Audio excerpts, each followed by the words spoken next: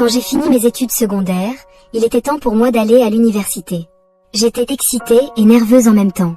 L'université était loin de la maison de mes parents, j'ai donc dû déménager et trouver un logement près du campus. Mes parents vivaient dans une petite ville, et l'université était dans une grande ville, donc je ne pouvais pas rentrer chez moi tous les jours. Après quelques jours de recherche, j'ai trouvé une petite maison à louer. Elle n'était ni grande ni luxueuse, mais c'était juste assez pour moi. Les murs étaient peints en blanc et il y avait une petite cuisine, une salle de bain et une petite chambre. J'ai dû apprendre à faire beaucoup de choses par moi-même, comme préparer mes repas, nettoyer et faire ma lessive. C'était étrange de vivre sans mes parents au début, mais j'étais excitée. Être indépendante, la première nuit dans ma nouvelle maison était très calme. Vivre seule n'était pas toujours facile. Parfois, je brûlais ma nourriture ou j'oubliais de faire quelque chose d'important, comme payer la facture d'électricité à temps. Mais à chaque erreur, j'apprenais quelque chose de nouveau. Des amis de l'université me rendaient visite parfois et nous étudions ensemble, cuisinions ou regardions des films. Cela rendait ma petite maison chaleureuse et vivante. Déménager de la maison de mes parents était le début d'un nouveau chapitre passionnant de ma vie, même si j'étais loin de chez moi. Je savais que je devenais chaque jour plus forte et plus indépendante en tant qu'étudiante en soins infirmiers. Il est très important de prêter attention à mes études. Je sais que pour devenir une bonne infirmière, je dois étudier dur et comprendre toutes mes leçons, même si je passe beaucoup de temps à étudier. Je m'assure toujours de prendre soin de l'endroit où je vis en tant que jeune femme. J'aime garder mon environnement propre et soigné, surtout le week-end où j'ai plus de temps libre. Chaque samedi matin, je me lève tôt, j'enfile mes vêtements de nettoyage et je commence à travailler. Je balaie la cour, je nettoie les fenêtres et je range tout. Je veux que mon environnement soit agréable et accueillant, non seulement pour moi, mais pour tout le monde. Un jour, alors que je balayais la cour, ma voisine a remarqué que je travaillais dur. Elle est venue et m'a souri. « Tu fais un si bon travail en gardant tout propre », a-t-elle dit. « Merci d'avoir rendu notre environnement si beau. » Je me sentais vraiment fière et heureuse que quelqu'un apprécie mes efforts. Chaque week-end, après cela, mon voisin me saluait toujours avec un signe amical ou s'arrêtait pour dire merci pendant que je nettoyais. Cela m'a fait du bien de savoir que mes petites actions contribuaient à améliorer le sort de tout le monde. Parfois, je nettoyais même l'espace devant la maison de ma voisine si elle était trop occupée. Elle me remerciait avec un sourire chaleureux et disait combien elle appréciait ma gentillesse. Il y avait un voisin qui m'appréciait toujours pour garder notre environnement propre. Chaque week-end, quand je balayais la cour et rangeais les choses, il me souriait et me disait merci. Il avait l'air d'un homme gentil, et j'étais heureuse que quelqu'un ait remarqué le travail acharné que je faisais. Un jour, alors que j'étais occupée à nettoyer comme d'habitude, il m'a appelée. J'ai été un peu surprise parce qu'il n'avait jamais demandé à parler auparavant, mais je me suis approchée de lui. Il a souri et a commencé une conversation amicale. Il m'a posé quelques questions sur moi-même et, pendant la conversation, il a découvert que j'étais étudiante à l'université. Il m'a regardé gentiment et m'a dit qu'il était vraiment impressionné par mon travail acharné, à la fois pour garder les choses propres et pour étudier en même temps. Parfois, je sais qu'être étudiant n'est pas facile. Puis il a fait quelque chose qui m'a encore plus surprise. Il m'a donné une petite somme d'argent. J'étais vraiment reconnaissante et je l'ai remercié plusieurs fois. Ce n'était pas une somme énorme, mais pour moi, cela signifiait beaucoup. Être étudiant est difficile et parfois je manque d'argent pour des choses comme des livres, de la nourriture ou des transports. L'argent qu'il m'a donné est arrivé au moment idéal et j'étais très reconnaissante parce que cela m'aiderait beaucoup. Tu vois, je ne viens pas d'une famille riche. Mes parents travaillent dur, mais nous n'avons pas toujours beaucoup d'argent supplémentaire. J'ai appris à faire attention à ce que j'ai, mais parfois les choses sont encore difficiles. C'est pourquoi j'ai tellement apprécié le geste aimable de mes voisins. Ce n'était pas seulement une question d'argent, c'était une question de gentillesse et du fait qu'ils se souciaient suffisamment de moi pour m'aider quand j'en avais le plus besoin. Je fais toujours de mon mieux pour entretenir de bonnes relations avec mes voisins. Je les salue avec le sourire, je les aide quand je peux et je m'assure d'être gentil et respectueux. L'un de mes voisins, l'homme qui m'a donné de l'argent auparavant, a remarqué à quel point je travaillais dur en tant qu'étudiant. Depuis qu'il a découvert que j'étudiais à l'université, il a commencé à me soutenir plus souvent. Parfois, quand il me voyait, il me demandait comment se déroulaient mes études. Si jamais j'avais besoin d'aide, il offrait un peu d'argent supplémentaire ou des conseils. Je ne m'attendais pas à ce qu'il m'aide autant, mais j'étais toujours très reconnaissant pour sa gentillesse. En tant qu'étudiant, les choses peuvent être très difficiles parfois. Je suis à court d'argent et c'est difficile de suivre, mais son soutien a fait une grande différence dans ma vie. Il était un homme marié et sa femme était tout aussi gentille que lui. Ils semblaient être un couple heureux et aimant l'un envers l'autre. Sa femme souriait toujours quand elle me voyait et discutait parfois avec moi aussi. Ils étaient tous les deux très amicaux et attentionnés, et cela me faisait me sentir le bienvenu dans le quartier, même si je ne venais pas d'une famille riche. Leur générosité m'a aidé à continuer.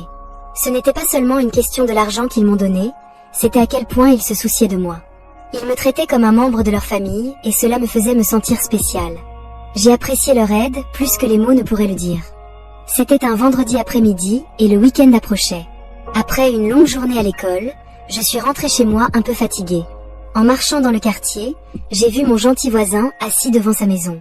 Il m'avait toujours été utile, alors j'ai souri et je l'ai salué. « Bonsoir, monsieur. » Il a levé les yeux avec un sourire chaleureux et a dit « Comment vas-tu aujourd'hui ?»« Je vais bien, merci, » ai-je répondu. J'ai ensuite rapidement ajouté « S'il te plaît, envoie mes salutations à ta femme. » Sa femme était toujours si amicale chaque fois que je la voyais. Il s'est arrêté un instant et a dit « Oh, ma femme va bien, mais elle a voyagé. » J'ai hoché la tête, d'accord, j'espère qu'elle fera un bon voyage, ai-je dit. Puis, en essayant de faire la conversation, il a ajouté « Vous savez que ma mère est fonctionnaire et qu'elle voyage aussi parfois pour le travail. » Vraiment, ai-je demandé. Cela semble intéressant, veuillez lui envoyer mes salutations également. J'étais sur le point de continuer mon chemin, mais mon voisin a continué à parler. Il avait l'air de vouloir avoir une conversation plus longue. Cela ne me dérangeait pas de rester et de discuter un peu. Après tout, il avait été si gentil avec moi, surtout quand il m'a aidé financièrement pendant certains moments difficiles à l'école. Son soutien comptait tellement pour moi et j'avais l'impression de lui devoir une faveur, même s'il n'avait jamais rien demandé en retour. Nous avons fini par parler pendant un bon moment. Il m'a posé des questions sur mes études et j'ai partagé certains des défis auxquels j'étais confrontée en tant qu'étudiant universitaire. Il m'a donné de bons conseils et m'a raconté des histoires sur sa jeunesse et sur la façon dont il a travaillé dur pour arriver là où il est aujourd'hui. J'ai trouvé ces histoires inspirantes. Au fil de la conversation, nous avons appris à mieux nous connaître. Il n'était plus seulement mon voisin, c'était quelqu'un en qui je pouvais avoir confiance et à qui je pouvais parler. Nous avons ri et partagé des histoires sur nos familles, nos expériences et nos rêves pour l'avenir. Même si je le connaissais depuis un moment, cette conversation m'a fait me sentir encore plus connectée. Après un moment, j'ai réalisé qu'il se faisait tard. Je devrais y aller maintenant, lui ai-je dit avec un sourire. Il a hoché la tête. Oui, bien sûr, fais attention et n'hésite pas à demander si tu as besoin de quelque chose. Je l'ai encore remercié pour toute l'aide qu'il m'avait apportée et je lui ai dit au revoir en m'éloignant. J'ai ressenti un sentiment de bonheur. Ce n'est pas tous les jours que l'on trouve quelqu'un si disposé à aider et à être gentil. Sa générosité a vraiment fait une différence dans ma vie et j'étais reconnaissant pour notre amitié grandissante. Le lendemain, c'était samedi. Je me suis levée tôt, comme je le fais toujours, pour nettoyer et organiser mon petit espace. Le samedi était mon jour pour ranger la maison et m'assurer que tout était bien en ordre. J'aimais la sensation d'avoir tout propre et bien rangé, surtout après une semaine chargée d'études. Alors que je balayais le sol, j'ai soudainement entendu frapper à ma porte. Je l'ai ouverte et j'ai vu mon voisin debout là. Il m'a souri chaleureusement et m'a salué. « Comment vas-tu ce matin ?»« Je vais bien, merci », ai-je répondu avec un sourire, surpris par sa visite. Il m'a ensuite regardé et m'a dit « Je me demandais si tu étais libre plus tard. J'aimerais te voir et parler de quelque chose. » J'ai fait une pause un instant, ne sachant pas de quoi il voulait parler, mais il avait toujours été gentil avec moi, alors j'ai hoché la tête et j'ai dit que je serais libre après avoir fini de bien nettoyer. Il a dit avec un sourire « Je viendrai plus tard ». Puis, alors qu'il s'éloignait, je suis retournée à mon ménage, mais je n'ai pas pu m'empêcher de me demander ce qu'il voulait discuter. Je me demande de quoi il voulait parler. Il m'avait été si utile au cours des derniers mois, m'offrant toujours son soutien quand j'en avais besoin. Sa gentillesse avait fait une grande différence dans ma vie d'étudiant, surtout à l'époque où l'argent était serré et où je ne savais pas comment j'allais passer la semaine. Mais je ne savais pas que notre conversation ce jour-là changerait les choses d'une manière à laquelle je ne m'attendais pas. Plus tard dans la journée, je suis allée à l'appartement de mon voisin, comme nous l'avions prévu. Il m'a accueilli avec un grand sourire, l'air heureux de me voir entrer. « Je suis content de te voir », dit-il chaleureusement. Je suis entrée et, peu de temps après, il m'a offert une place à table. Il m'a servi de la bonne nourriture et une boisson. C'était un geste gentil et j'ai apprécié sa générosité. Alors que nous étions assis là, en train de manger et de discuter, il m'a soudainement regardé avec un sourire et m'a dit « Tu sais, ces jours à l'université me manquent. Je m'amusais tellement quand j'étais avec ma petite amie. Les relations étaient amusantes à l'époque. » J'ai hoché la tête et j'ai souri poliment. « Ouais, j'imagine, ai-je dit. » Mais ensuite, j'ai ajouté que ces jours-ci, les choses sont différentes. Les relations ne sont plus aussi simples maintenant. On a l'impression que tout est une question de concession mutuelle. Les garçons semblent juste intéressés par une chose, coucher avec des filles. Il s'est arrêté un instant, comme s'il réfléchissait, puis m'a regardé et m'a dit « Bien sûr, mais il semble que tu as été avec beaucoup d'hommes, n'est-ce pas ?» Sa question m'a surpris. J'ai secoué la tête rapidement et j'ai répondu « Non, pas du tout. Je n'ai été qu'avec une seule personne, et c'était mon petit ami de l'époque. » Puis j'ai senti mes émotions s'agiter en y pensant. Après qu'il ait couché avec moi, il m'a abandonné. Il voulait juste m'utiliser et, une fois qu'il a obtenu ce qu'il voulait, notre relation a commencé à s'estomper. Il ne se souciait plus de moi. J'ai baissé les yeux sur mes mains, me sentant un peu triste en me souvenant du passé. Ça faisait mal de penser à la façon dont quelqu'un, en qui j'avais confiance, m'avait traité comme ça. Ce n'était pas facile d'en parler, mais je sentais que je pouvais être honnête avec mon voisin, surtout depuis qu'il avait été si gentil avec moi. Il a hoché la tête en écoutant attentivement. « Je suis vraiment désolée de ce qui t'est arrivé », a-t-il dit doucement. « Tu mérites bien mieux que ça. » Ces paroles m'ont fait me sentir un peu mieux, mais j'avais encore beaucoup de choses en tête. Nous avons continué à parler et j'ai réalisé que la vie et les relations n'avaient pas toujours été faciles, mais en parlant, cela m'a aidé à me sentir un peu plus léger, comme si j'abandonnais une partie de la douleur du passé.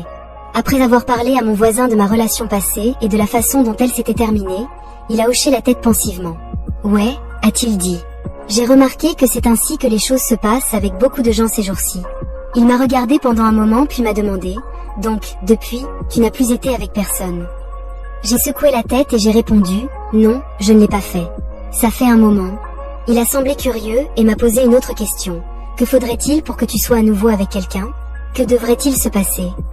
J'y ai réfléchi un instant puis j'ai dit « Je suppose que la prochaine fois que cela arrivera, ce sera quand je trouverai quelqu'un qui m'aime vraiment et veut m'épouser. J'attends la bonne personne, quelqu'un qui se soucie de moi pour qui je suis et pas seulement de ce qu'ils peuvent obtenir. » Il a souri et a hoché la tête, clairement impressionné par ma réponse. « C'est bien et bon, » a-t-il dit. « Il est important d'attendre la bonne personne, quelqu'un qui te traitera avec respect et attention. » J'ai souri en retour, me sentant un peu plus confiante après notre conversation. C'était agréable de parler à quelqu'un qui semblait comprendre ce que j'avais vécu et qui soutenait ma décision d'attendre la bonne personne. Je voulais une relation fondée sur l'amour et la confiance, pas seulement sur l'attirance physique. Pendant que nous parlions, il m'a soudainement regardé d'une manière qui m'a mise un peu mal à l'aise. Il a demandé presque avec désinvolture, « Et si c'était juste nous deux? Je sais que je m'amuserais ensemble au lit. » J'ai été prise au dépourvu. Je ne m'attendais pas à ce qu'il dise ça.